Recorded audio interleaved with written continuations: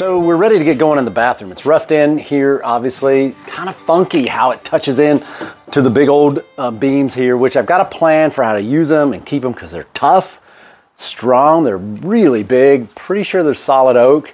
Look at that. That is a full 3.5 width. And oddly, they're different depths. That's 7 1/4. I don't know, that looks about the same. No, that's 9.5. Okay, that's 9. This looks even bigger. What is this? What is this guy? Yeah, almost 10. So this just goes down and they're weird. So I got a plan that's another video, and I'd love to get some feedback on what people think about how I'm going to keep these and how to use them and you know, include them and not try to straighten them or replace them or shave them down or any of that kind of stuff. It's just going to make a mess. All right, this is the bathroom. So we walk in the door. We're going to come in to the right, and we'll do a sink across here. So we've got easily 2.5 feet to come out, and we can let the sink be 4 feet.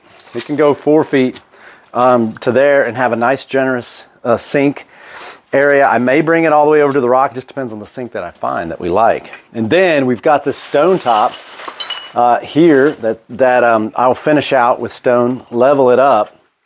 So from the sink, this will be a little shelf area. Maybe we stack towels there or something cool.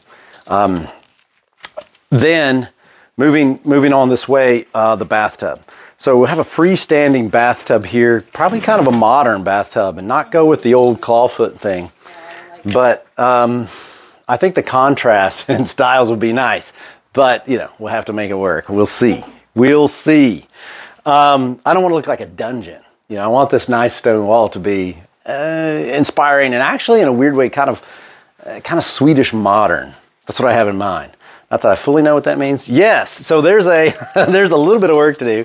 There's a hole that just keeps going as far as I know. So we'll do something kind of like pointing. I'll get in there with cement, and then out here closer to the face, I'll just get some rocks and place it in there. Try to make it look as natural as possible. Now, oddly, this is the main water line coming from the street for the whole house.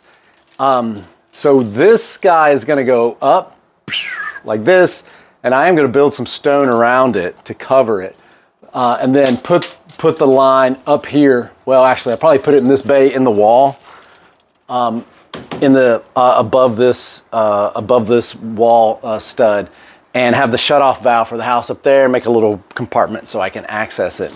So vanity, cool little stone shelf, tub, and then I'm going to do a freestanding shower cube right here, probably glass, and stand it right here just to the other side. I want to try to integrate it into the wall as much as possible, and I've got some ideas, but I don't. Sorry, yeah. I just want to show that. Well, yeah, you don't want to fall through because let's just see this 25-foot tape. I don't know if it'll touch. Let's see. It goes. Go.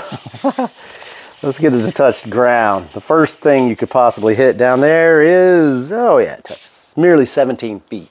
Oh. Yeah, so, you know, a little hop and a skip down. So I'm gonna try to integrate this shower into the wall. I would love to have, you know what I'd love to have? I'd love to have something like a cast iron looking pipe coming up out of the ground here that isn't the water feeds. And as it came up, one spigot was going this way into the tub, looking almost like an old, like where you'd fill a bucket out at a well kind of thing. And then the pipe would come up, and then on the other side, a shower head would come out here with with controls on either side, the hot and cold here, hot and cold there, to fill the shower, and then have the shower kind of integrated into the wall with a pan, you know, to catch everything, and then, yeah, I don't know, glass, whatever. I have to work it out. I can only see so much, and then I have to start doing it, you know, to get it done. But it would be great not to hide this, not to block this off, but to build the shower into it. So we'll see how that works out. Lots of fun little things to do. The floor gets plywood all the way over to this 2x6, which is sitting on a wall beam here. So we have great support out here for the bathtub and the shower. It's not just hanging out. And then this gets mortar. I'm gonna mortar this wall to this final to this final board. I've got some steel in here. I've drilled into the side of the cliff wall, put that rebar in just to tie that. I'm just seeing that as a block of cement, kind of tied together, give it some steel to sit on. And we'll do that all the way over here. And then that just finishes the floor to the wall. Makes it basically airproof, basically waterproof. So coming around, toilet goes here. This is our vent stack for the entire house too. That's going to go straight up because we have another bathroom that's going right up above. So we'll put that in here. Probably have to build a little false closet to hide all that. And then this is our bathroom. It's not huge, but I think it'll be serviceable for this house. Let's see what we've got here. We have I should know these numbers.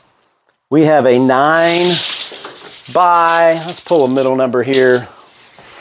We got a 9 by 8. 9 by 8. So there we go, 72 square feet. So that's the bathroom project. We're really excited about it. We have lots of other projects going too. There's all kinds of things, like several different little balls spinning on this property at the same time. So check back in and see updates on those, and of course an update on the bathroom as we get it built in and finished out. Like, subscribe, see you soon.